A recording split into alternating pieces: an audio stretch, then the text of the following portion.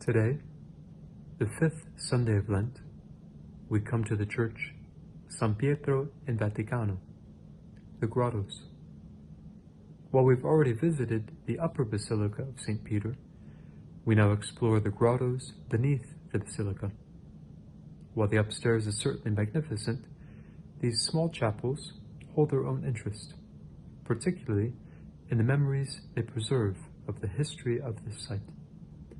The main entrance to the grottos is from the right side of the basilica. As we walk through the hallway to the papal tombs themselves, we pass through several old walls, some of them to support the basilica above, and some from the previous basilica built by Constantine. Some column bases from the older basilica can be seen as well. Along this hallway are also some marble carvings from the ancient and medieval periods.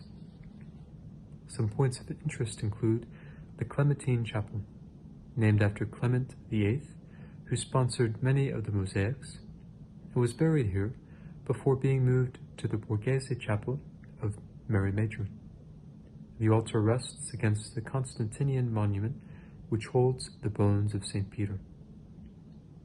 We also see the tomb of Venerable Pius XII, who reigned as Pope from 1939 to 1958.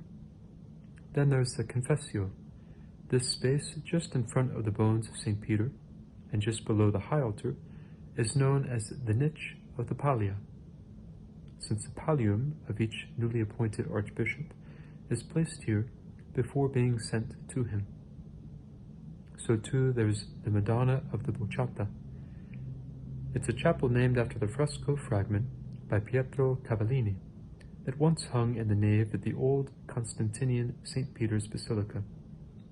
A recorded miracle occurred in 1440 when a drunken man damaged Mary's face, which began to bleed. We also see the columns of the Constantinian Basilica.